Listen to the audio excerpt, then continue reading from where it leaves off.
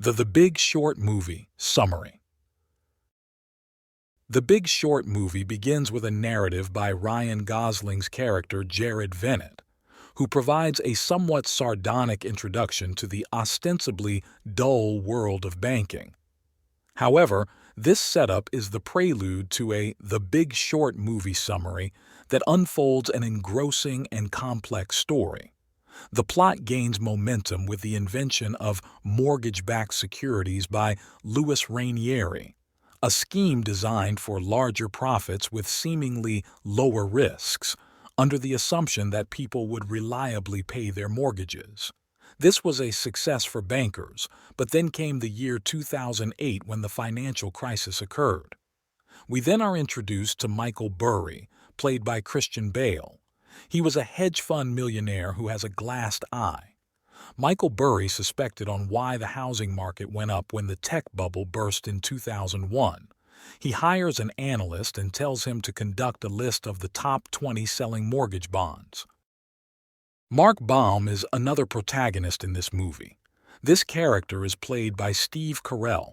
He hates people who work in big banks because his brother committed suicide by being a victim of it.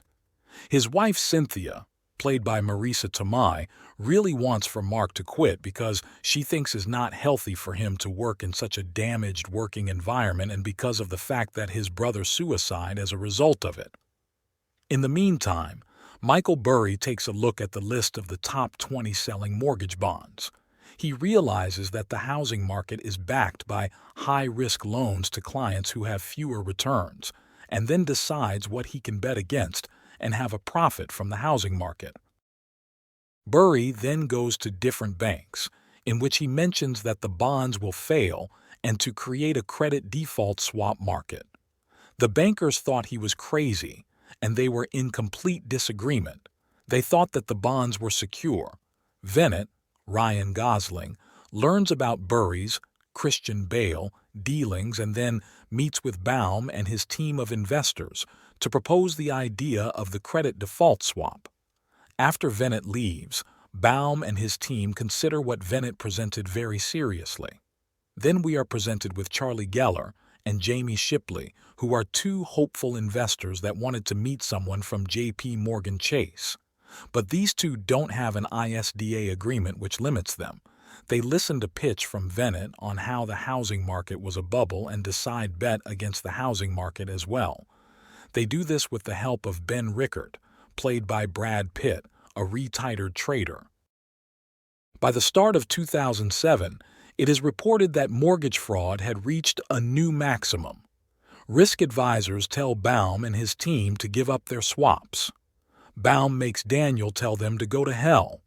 The two meet Georgia Hale, a Standard & Poor's officer, and criticize her for giving banks AAA percentages on high-risk loans. She defends herself by saying that the banks will default if she doesn't have those ratings, and Baum criticizes her actions, but she replies that he and his team have multiple credit default swaps. By April 2007, everyone is preparing for the financial crisis. Michael Burry prevents investors from withdrawing their money, which resulted in multiple lawsuits. Geller and Shipley go to the press with the intention of warning them about the future financial crisis, but no one cared and no one was interested in the story. Baum and his team are told to give up or sell their swaps.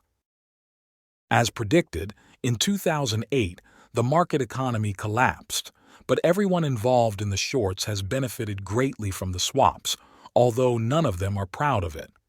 Several banks begin to close. Burry retires and one of his analysts takes a new job in a 7-Eleven.